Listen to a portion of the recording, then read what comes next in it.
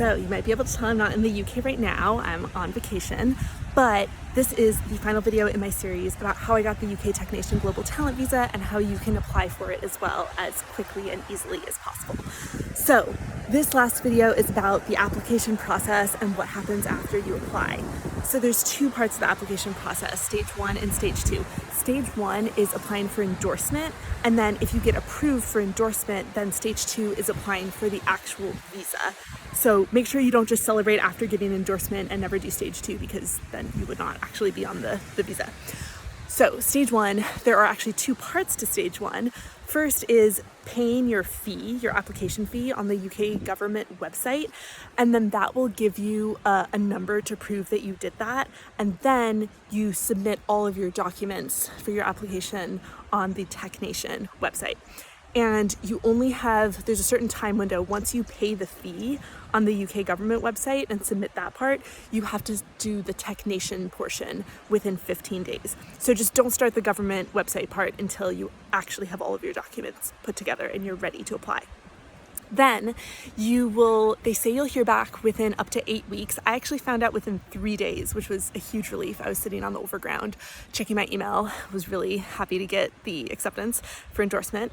But yeah, it can take up to 8 weeks. Make sure to check your spam inbox, because I've heard multiple people say that their acceptance email went there. Also, the acceptance email reads a lot like a rejection email for the first few sentences, so don't freak out about that. Read the whole email. And also, if you get rejected, you can file an appeal. And in the appeal, you can't give any additional documents, but you can basically make clarifications.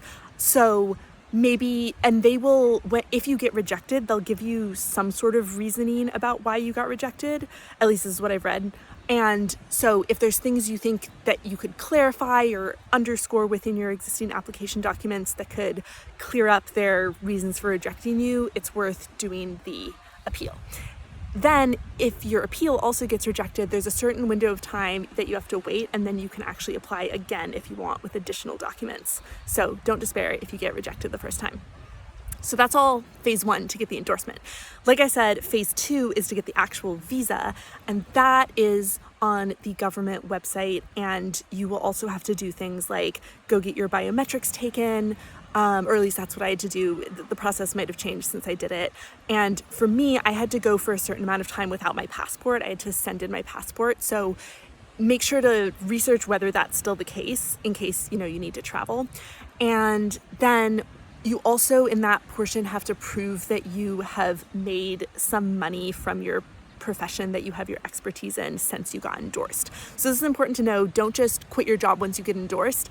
If that's what you're waiting for, wait until you've had at least one additional paycheck after your endorsement so that you can prove that you made money in your field of expertise, and then you can do stage 2 and actually get the visa. So this whole part, these stage 1, stage 2, multiple parts of stage 1, it's kind of confusing, but luckily it's really mainly about being organized, or you could even hire a lawyer to just do this portion for you. You could put together all your own documents and just hire a lawyer to make sure that you do the application process correctly. And yeah, once you basically have an understanding of what you need to do, you just do it. Luckily, this part, it doesn't depend on how good of a candidate you are. So this was my series. I hope that if you are on the fence about applying, this might have helped convince you to do so.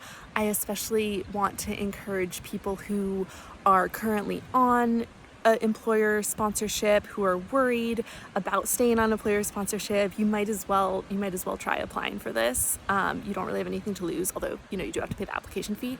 And yeah, feel free to go back and watch all of my previous videos about this, which talked about the application criteria, how to, have a good set of evidence documents, personal statement, letters of recommendation, things like that. And I would also love to answer people's questions if you want to put them in the comments.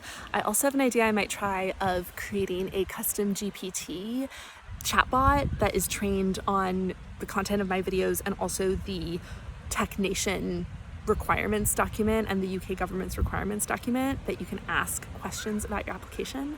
So yeah, tell me if you think I should try to make that. I might dabble around with it and I'll share it if I do.